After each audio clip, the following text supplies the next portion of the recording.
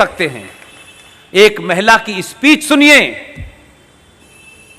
वो अपनी स्पीच में कह रही है कि ए जालिमों, यानी सत्ता और इस सत्ता के साथ खड़े होने वाले लोगों को वो ए जालिमों करके एड्रेस करती है।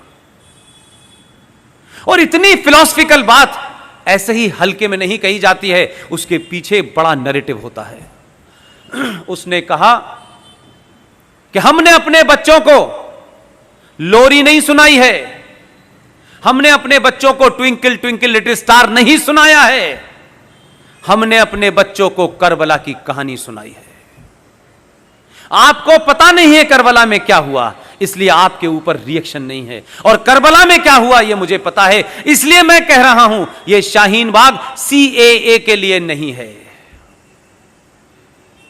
यह एक सरकार के आने के बाद इस देश की धरती पे, इस देश की विधानसभाओं में, इस देश के संसद के अंदर, इस देश के संविधान के अंदर जिस तरीके से नाजायज तरीके से डरा डरा करके, जैसे मौलाना आजाद ने, ये किसने कहा, कहां कहा पता नहीं, लेकिन खुद ये आइडिया एक मार्केट में फ्लोट कर दिया मौलाना आजाद ने कि देखिए पूरा वंदे मातरम गाने से मुसलमानों की आहत हो रही है और वो चाहते हैं कि इसमें बदलाव हो। क्रिएट कर दिया और खुद ही कमेटी के मेंबर भी बने और 3-4 और जोकरों को रख के उसे कहा कि इसको खत्म कर दिया जाए। इसलिए कुछ लोग तेज हैं, क्या नैरेटिव क्रिएट करना है।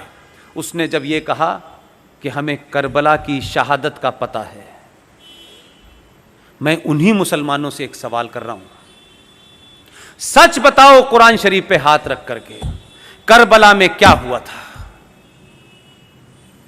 अगर यह हिम्मत नहीं है तो हिंदुओं को और सनातनियों को झूठ बोलने के लिए करबला का इस्तेमाल मत करो।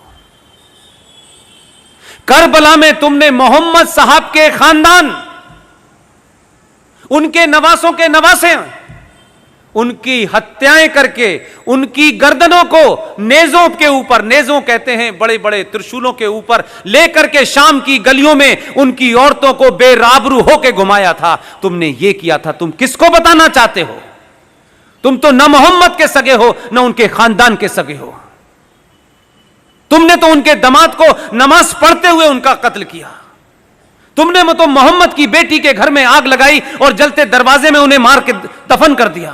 तुमने उनके नवासों की गर्दनें काटी। तुम कहते हो कि करबला हमें याद है, तुम करबला के बारे में झूठ बोल रहे हो। आज ये ताकतें कौन हैं? ये वही ताकतें हैं जिन्होंने मोहम्मद के खानदान को मारा। इसलिए अबू बकर से लेकर के अल बगदादी तक एक ही सोच है, जो मोहम्मद के नहीं हुए वो हिंदुस्तान के कैसे हो सकते हैं? जो उनके नवासों के नहीं हुए उसके कैसे हो सकते हैं? हमको सिखा रहे हो? हमने तो, और हमारे डीएनए में तो राजा दाहिर सेन का इतिहास नहीं पढ़ा है तुमने, और मक्कार इस देश के इतिहासकारों ने पढ़ाया नहीं है, और हमें यह जिज्ञासा नहीं है कि हमारे पूर्वज कौन थे। राजा दाहिर सेन सिंध का आखिरी राजा था, उसका इतिहास पढ़ लेते, तब भी मुसलमान अपनी मुंह नहीं खोलता आपके सामने। मोहम्मद साहब के परिवार में नवासों के नवासे जो भी रह गए थे, राजा दाहिर सेन ने अपने किले में उनको छुपा करके शरण दी। लेकिन बदकिस्मती और ट्रेजेडी देखिए कि कासिम जो चला था वहां से, पूरा नाम उसका क्या है, मोहम्मद बिन कासिम। जो मोहम्मद बिन कासिम आया, उसने खानदान के खानदान मारे, मोहम्मद साहब के खानदान को मारा। राजा दाहिर उनके खानदान को बचाते बचाते, लड़ते लड़ते शहीद हो गया, लेकिन मोहम्मद के बच्चों पे उसने आंच नहीं आने दी। उस मोहम्मद बिन कासिम ने मोहम्मद के खानदान को मारा। पाकिस्तान का आज हीरो मोहम्मद बिन कासिम है। कहां के मुसलमानों हो और किस जगह के मुसलमानों हो, हमारे मुसलमान होने पे मुझे शक है। और मेरा शक इसलिए है, जो मुसलमान हैं पूरी दुनिया में, जो कुरान को मानते हैं, जो शरिया को मानते हैं, जो हदीस को मानते हैं, वो मुसलमान होने का पाखंड नहीं करते। तुम मुसलमान नहीं हो, तुम इस धरती पे मुगलों द्वारा अत्याचारों के सामने तुमने तलवार के सामने शलवार पहन ली थी। तुम कन्वर्टेड हो, इसलिए तुम मोहम्मद के बारे में नहीं जानते। लेकिन हिंदुस्तान में पॉलिटिकली मुसलमान होना एक फायदे का सौदा है। सत्ताएं डरती हैं, लोग डरते हैं, समाज डरते हैं, नाजायज मांगों को लोग मान लेते हैं। इसलिए तुम असली मुसलमान नहीं हो, तुम कन्वर्टेड मुसलमान हो। इसलिए तुम सही इतिहास नहीं बताते। तुम्हारा इतिहास मोहम्मद बिन कासिम से नहीं होता। तुम वो बुज़दिल लोग हो कि तुम्हारे पूर्वजों ने लालच के मारे या तलवार के डर से अपना धर्म छोड़ के मजहब में चले गए थे। मैं ये बात आपसे इसलिए कह रहा हूं, जब वो आपको डराते हैं, आप तलवार से डर जाते हैं, आप फतवे से डर जाते हैं, तो कभी आप भी तो उनसे सवाल पूछो कि पागलों और जाहिलों, तुम किसको डरा रहे हो? हमारे बाप दादा पुरखे तब नहीं डरे तुम्हारी उस तलवार से, तो आज हम तुमसे डरेंगे? तुम तो डरे हुए लोग हो, हमें क्या डराओगे यार?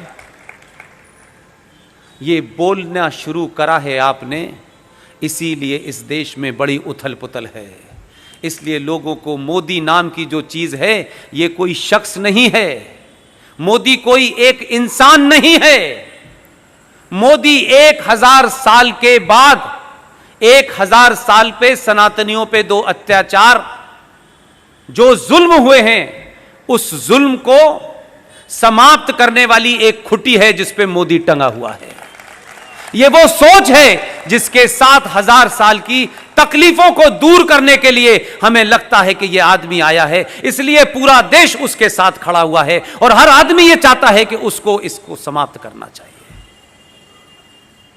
इसलिए यह देश ने अपनी दिशा तय कर ली है। आपने टॉपिक बहुत अच्छा रखा है। अब मुझे और आपको, सौरभ भाई ने अपनी दिशा तय कर ली है, मैंने अपनी कर ली है। बहुत सारे लोग इस देश में, चाहे वो विवेक अग्निहोत्री जैसे फिल्मकार हों, वो भी बहुत पैसा कमा सकते थे 2 गाली देकर के भारत के सनातन को, 2 गाली देकर के देश के सरकारों को। वो भी क्या कहते हैं, उस लाइन में खड़े हो जाते जहां बहुत सारे राइटर और एक्टर हैं जो उनकी मर्जी के बगैर पैसा नहीं लेते, खड़े हो सकते थे। लेकिन विवेक अग्निहोत्री ने भी वही रास्ता चुना जो सौरभ भाई ने चुना, जो मैंने चुना। और उन्होंने रास्ता चुना इसलिए एक पिक्चर बनाई जिसका नाम है ताशकंद फाइल। वो देश की पहली ऐसी पिक्चर है जिसमें स्क्रिप्ट नहीं लिखा गया है, सारा डॉक्यूमेंटेशन है। कोई अपनी तरफ से उसमें नैरेटिव पैदा नहीं, सिर्फ डॉक्यूमेंट के आधार पर। और ये डॉक्यूमेंट भारत से और पूरी दुनिया से लाके बनाए गए। वही शख्स फिल्म बना रहा है कश्मीर फाइल। आप सब लोगों से मेरी विनती है, ऐसे लोगों को आप कैसे ताकत दे सकते हैं, यह आपको